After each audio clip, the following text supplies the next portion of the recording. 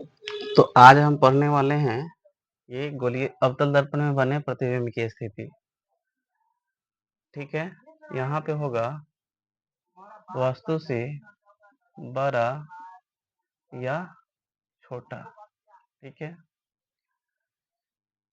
तो ध्यान देना है अवतल दर्पण में जो किरण आरेख बनेगा इस प्रकार से, ये एक अवतल दर्पण है। ठीक है, ये होगा अनंत और एक होगा वक्रता केंद्र और ये होगा फोकस और ये पी होगा दर्पण का ध्रुव। ठीक है, तो हर एक स्थिति में जैसे यहाँ पे एक बार वस्तु को रखा जाएगा तो प्रतिबिंब कहाँ पे बनेगा, फिर अनंत तथा सी के बीच रखा जाएगा वस्तु, तो इसका इमेज कहाँ बनेगी यानी प्रतिबिंब कहाँ बनेगा। एक बार यहाँ पे वक्रता केंद्र पे रखा जाएगा तो इसका प्रतिबिंब कहाँ पे बनेगा, यही यहाँ पे बताने वाले हैं। ठीक है, तो एक बार अनंत पर, ठीक है, इसको अनंत ऐसे लिख देते हैं, अनंत पर। ठीक है, यदि अनंत पर अगर किसी वस्तु को रखते हैं तो इसका इमेज जो बनेगा, इस प्रकार से ये मुख्य अक्ष के समांतर हम एक किरण को गुजारेंगे। अब मुख्य अक्ष के समांतर जो किरण को गुजारा जाता था वो कहाँ से लौट जाता था, तो ये फोकस बिंदु से लौट जाता था। ठीक है, एक यहाँ से भी क्या करते हैं, एक इस प्रकार से भी गुजार लेते हैं किरण को। इस प्रकार से अगर गुजार लेते हैं किरण को मुख्य अक्ष के समांतर तो लौट जाएगा कहाँ से, तो फोकस से लौट जाएगा। ठीक है, ये फोकस से लौट जाएगा।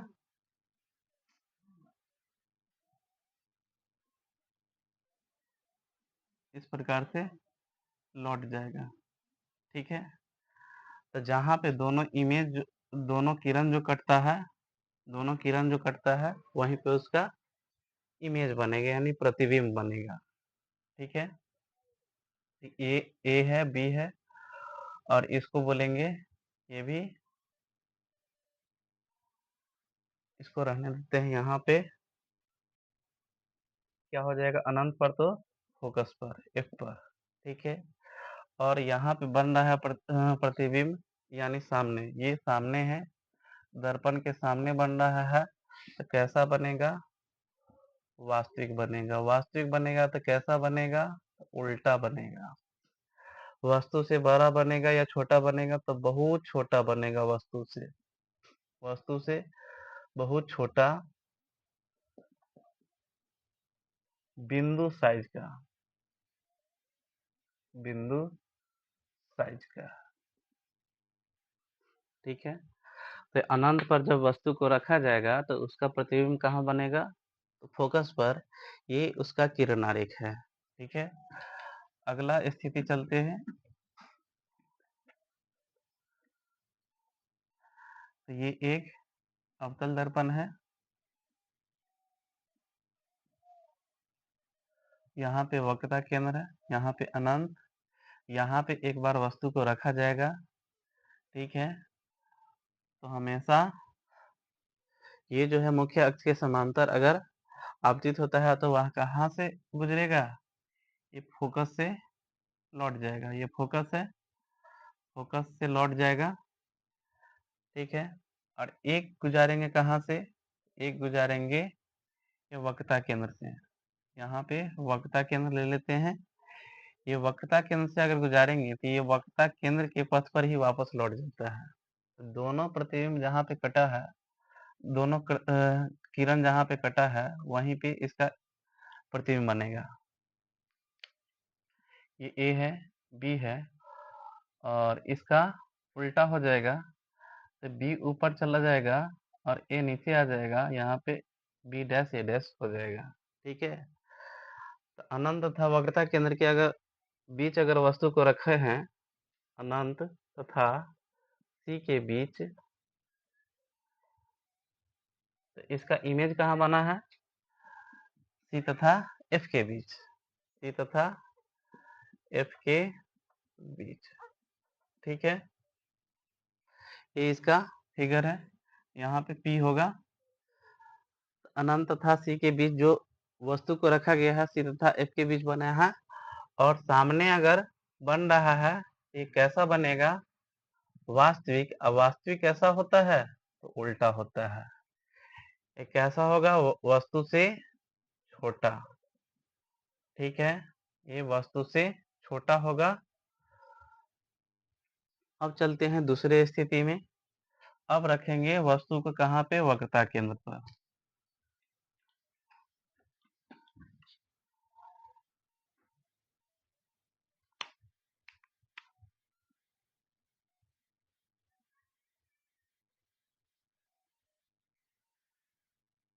ये वक्रता केंद्र है वस्तु का, ये दर्पण का, और ये F, और यहाँ पे P है।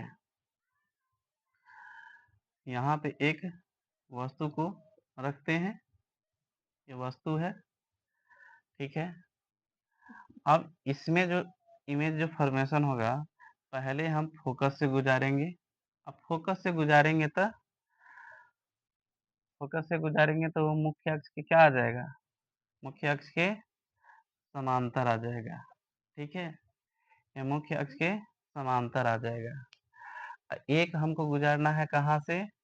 तो एक हमको गुजारना है मुख्य अक्ष के समांतर। ठीक है, अब मुख्य अक्ष के समांतर जो गुजारा जाता है वो कहाँ से आकर के गुजरता है? तो फोकस से। ये दोनों कट जाएगा कहाँ पे? ये दोनों आकर के कटेगा यहीं पे, वक्रता केंद्र।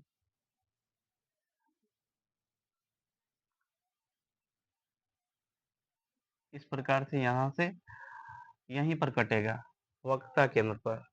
तो इसका प्रतिबिंब जो बनेगा ए बी है, तो प्रतिबिंब बनेगा यही, और ये आ जाएगा, ए को नीचे ले लेना है और ए डैश हो जाएगा, और बी को ऊपर ले लेना है, बी डैश हो जाएगा।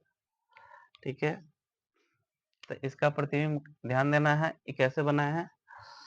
तो पहले मुख्य अक्ष के समांतर, या मुख्य अक्ष के समांतर पहले क्या कहते हैं? डाले हैं किरण, तो गुजर गया है, लौट गया है कहाँ से? तो फोकस से। उसके बाद फोकस की दिशा में जो आपतित हुआ है, ये फोकस की दिशा में आपतित हुआ है, कहाँ से पास कर गया है? तो मुख्य अक्ष के समांतर लौट गया है, और कट गया है कहाँ पे? दोनों यहाँ पे कट गया है। ठीक है, यहाँ पे कटा है, तो यहीं पे इसका इमेज फॉर्मेशन हुआ। तो सी पर अगर कोई वस्तु को रखा जाता है तो उसका प्रतिबिंब कहाँ बनता है? सी पर ही बनता है। कैसा बनेगा? तो वास्तविक बनेगा। वास्तविक कैसा होता है? तो उल्टा होता है। और ये कैसा? वस्तु से, तो वस्तु के बराबर प्रतिबिंब बनेगा। ठीक है, बराबर प्रतिबिंब बनेगा यहाँ पे। ठीक है, अब उसके बाद ध्यान देना है, सी पर हो गया, तो सी के बाद सी तथा एफ के बीच लेके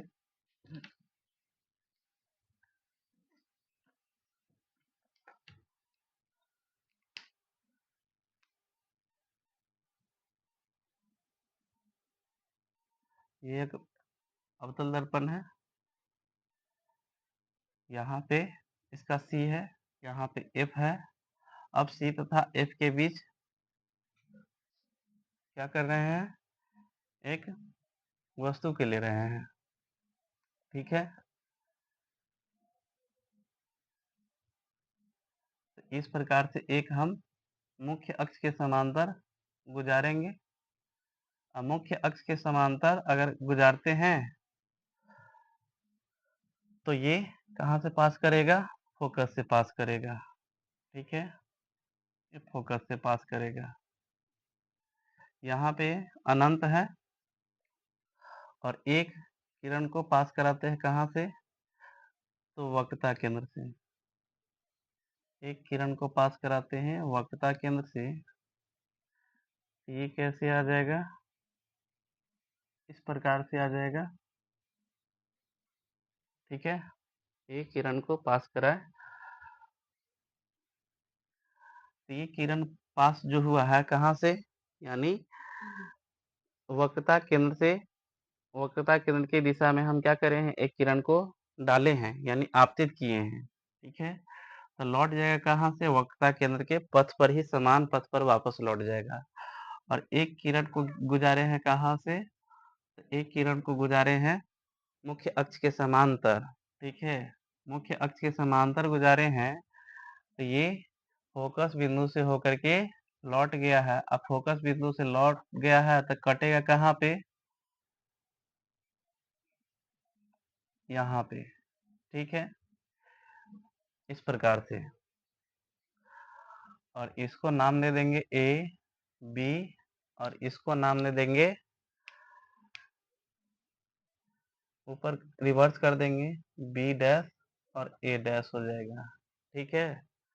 तो ये प्रतिबिंब कहाँ बना है? तो सी तथा एफ के बीच जो है वस्तु को रखा गया है, सी तथा एफ के बीच वस्तु को रखा गया है। तो प्रतिबिंब कहाँ बना है? अनंत तथा सी के बीच, ठीक है। और इधर सामने बन रहा है प्रतिबिंब, तो कैसा बनेगा? तो वास्तविक, ठीक है।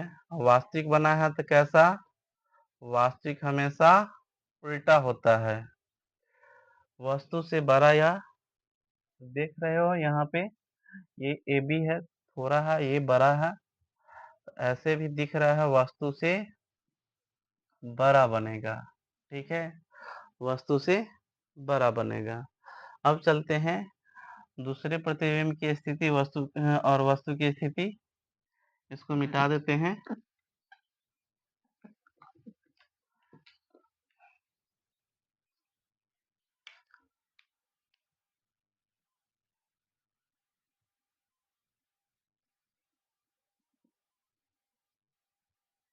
यहाँ पे किसी वस्तु का वक्रता केंद्र है और ये फोकस है, ये पी है, ठीक है। अब कहाँ पे रखेंगे? तो सी तथा एफ के बीच हो गया था, अब रखेंगे फोकस पे, ठीक है।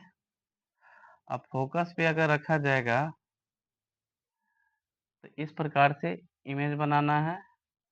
तो मुख्य अक्ष के समांतर आपतित जो हुआ है, ये किरण कहाँ से लौटेगा? ये किरण जो है फोकस से होकर के लौट जाएगा, ठीक है।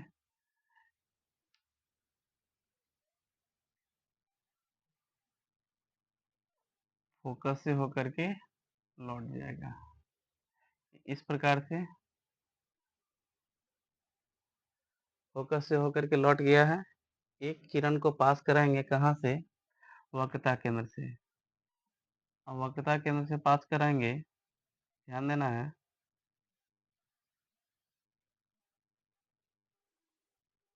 वक्रता केंद्र से पास कराएंगे तो क्या होगा?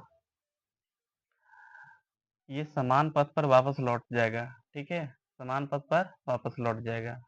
ये वक्रता केंद्र की दिशा में आपतित हुआ है, या यहाँ से ही इसको ऐसे दर्शाते हैं, और ये समान पथ पर वापस लौट जाएगा, ठीक है। और ये जो किरण है मुख्य अक्ष के समांतर आपतित हुआ है, तो कहाँ से लौटा है? तो फोकस से लौटा है। और यही आगे जा करके कहीं भी जा करके क्या होगा? क्या होगा यहाँ पे? तो कटेगा। तो ये हो जाएगा क्या? ध्यान देना है, फोकस पर, तो फोकस पर तो अनंत पर, ठीक है, कहीं भी जा करके कटेगा। और फोकस पर ये अनंत पर, ये कैसा? दर्पण के सामने ये वास्तविक बनेगा, वास्तविक बनेगा तो उल्टा बनेगा, और उल्टा बनेगा तो ये जो हो जाएगा वस्तु से बहुत बड़ा, ठीक है, इसको कहेंगे आवर्धित, ठीक है, आवर्धित, वस्तु से बहुत बड़ा,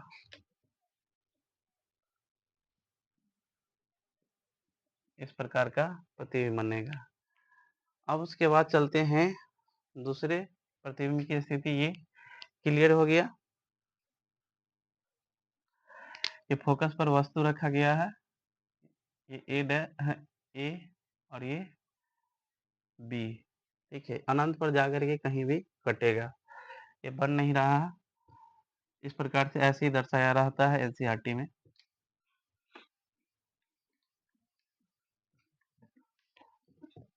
अब उसके बाद चलते हैं ये एक अवतल दर्पण है।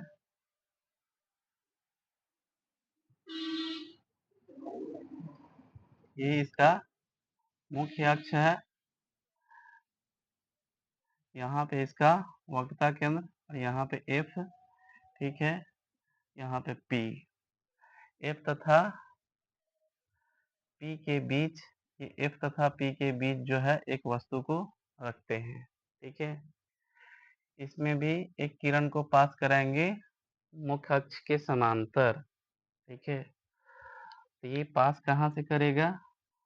ये जो पास करेगा, ये पास करेगा फोकस से, ठीक है। ये पास करेगा फोकस से होकर के पास करेगा, ठीक है, इस प्रकार से।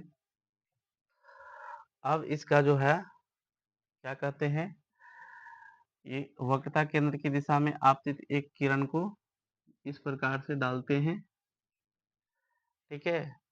तो अब इधर न बन करके ये प्रतिबिंब किधर बनेगा? अब ये इधर बनेगा, ठीक है।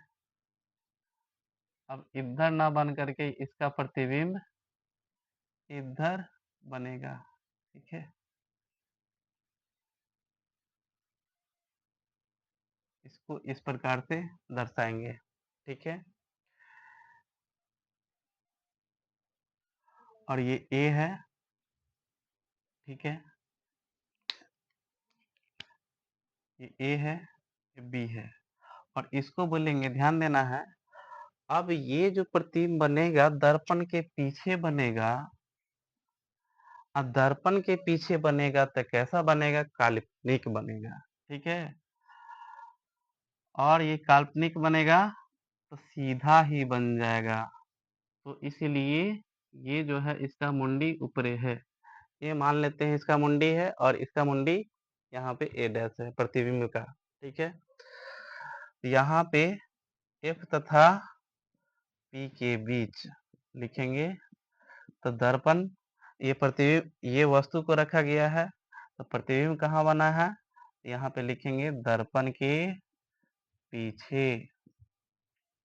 कैसा प्रतिबिंब बना है? तो दर्पण के पीछे जो बना है उसी को कहेंगे काल्पनिक। काल्पनिक कैसा बनता है? तो सीधा बनता है, ठीक है। कैसा बना है? तो वस्तु से बड़ा, यानी इसी को कहते हैं विवर्धित, ठीक है।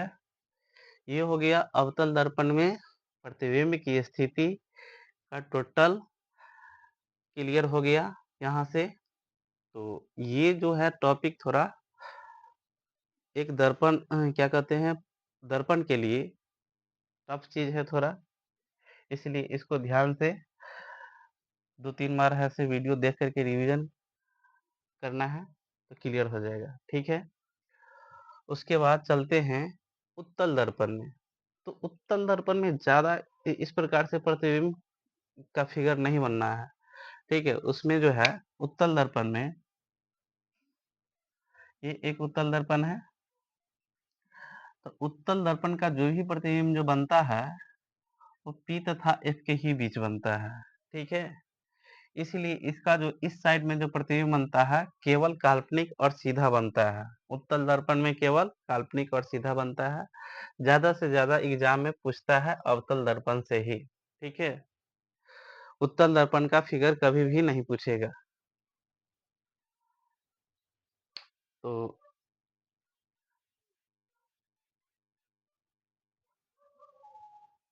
आप जानते हैं गोलीय दर्पण की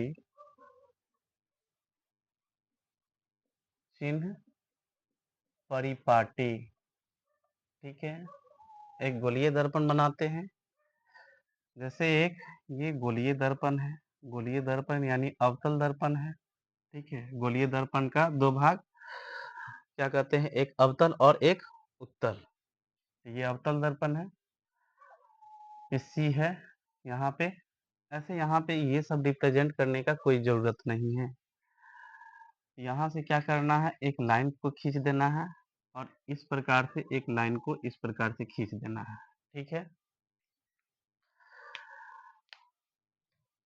ये अब उसके बाद ये जो है दर्पण की दाईं ओर है, ये दर्पण के दाईं ओर है।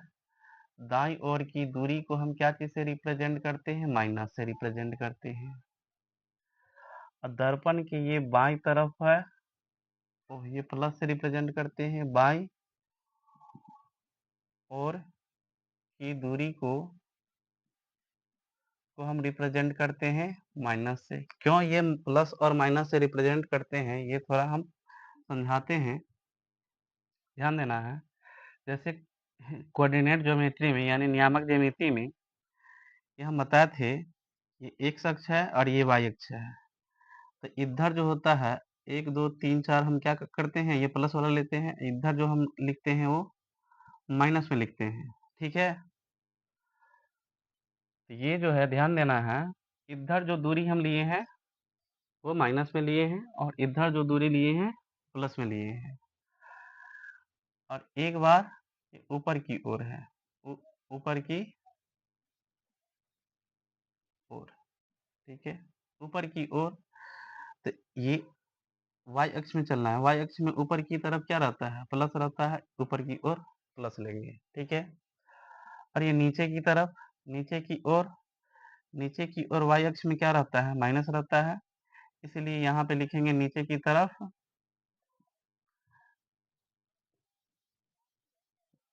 माइनस। ठीक है, इतना ही लिखना है। तो ये गोलीय दर्पण की चिन्ह परिपाटी है। ठीक है, ध्यान देना है इसमें कुछ अगर एग्जाम में इस प्रकार के क्वेश्चन आए हैं, गोलीय दर्पण के चिन्ह परिपाटी को किरण आरेख द्वारा समझाए, आरेख द्वारा समझाए, तो करना क्या है, इस प्रकार का फिगर बना देना है।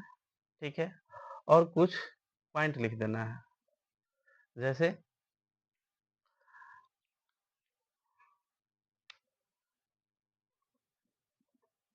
वस्तु हमेशा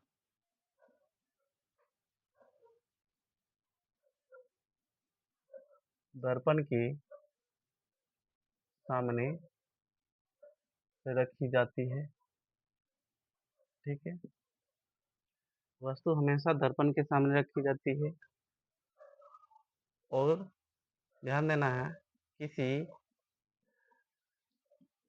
वस्तु या प्रतिबिंब की दूरी हमेशा दर्पण के ध्रुव अर्थात P से मापी जाती है।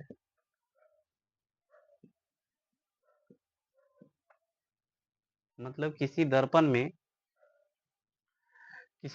में वस्तु या प्रतिबिंब की दूरी जो है मुख्य अक्ष के समांतर, वो दर्पण के ध्रुव से मापी जाती है। यहाँ पे इसका P होता है। अवतल दर्पण की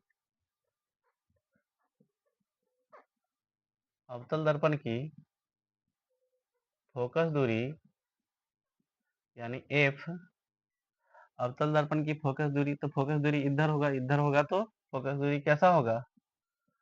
तो ऋणात्मक यानी माइनस में होती है।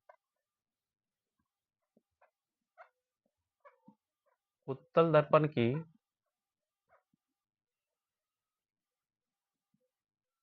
फोकस दूरी यानी F हमेशा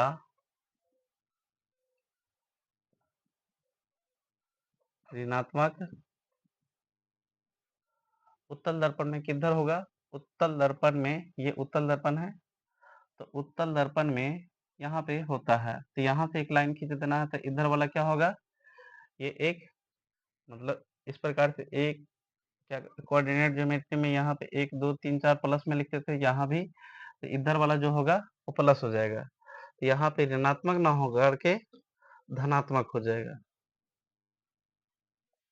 उत्तल दर्पण की फोकस दूरी हमेशा धनात्मक यानी प्लस होती है।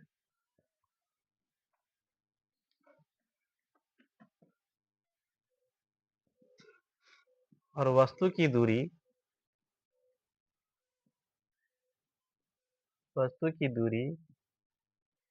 किसी दर्पण या लेंस दोनों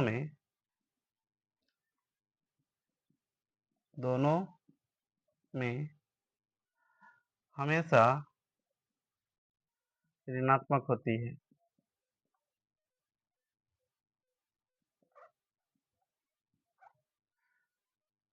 ठीक है, यानी ध्यान देना है, किसी दर्पण में हमेशा वस्तु को कहाँ पे रखा जाता है? हमेशा दर्पण के सामने। ये इसका दर्पण के सामने है, इधर वाला पिछला हिस्सा है। ठीक है, किसी वस्तु या प्रतिबिंब की दूरी हमेशा दर्पण के ध्रुव से मापी जाती है। अवतल दर्पण की फोकस दूरी f जो है वो हमेशा ऋणात्मक होती है, उत्तल दर्पण की फोकस दूरी हमेशा धनात्मक होती है। ये एग्जाम में ऑब्जेक्टिव क्वेश्चन में भी पूछ देता है। वस्तु की दूरी किसी दर्पण या लेंस हमेशा, ये ध्यान रख लेना है, अगर कभी पूछे वस्तु की दूरी को u से रिप्रेजेंट किया जाता है, u अगर कभी भी पूछे, अगर u अगर 10 सेंटीमीटर अगर दे रखा रहेगा किसी भी क्वेश्चन में, तो हमेशा उसको -10 मान करके ही चलना है। ठीक है, बाद बाकी अगर अवतल दर्पण में अगर फोकस दूरी 10 सेंटीमीटर अगर दे रखा रहेगा, तो उसको हमेशा माइनस में ही उसको मान करके चलना है। ठीक है, और उत्तल दर्पण में अगर फोकस दूरी 10 सेंटीमीटर दे रखा रहेगा, तो उसको प्लस ही लेकर के चलना है, नहीं उसको माइनस नहीं करना है। अब क्योंकि उत्तल दर्पण की फोकस दूरी हमेशा 10 से प्लस में होता है, यानी धनात्मक होता है। ठीक है, ये हो गया क्लियर। बोलिए दर्पण की तीन प्रॉपर्टी। ठीक है, आप लोगों को कैसा लगा ये प्रतिक्रिया दीजिएगा, लाइक कमेंट और शेयर कर दीजिएगा जो कैसा लगा क्लास करके।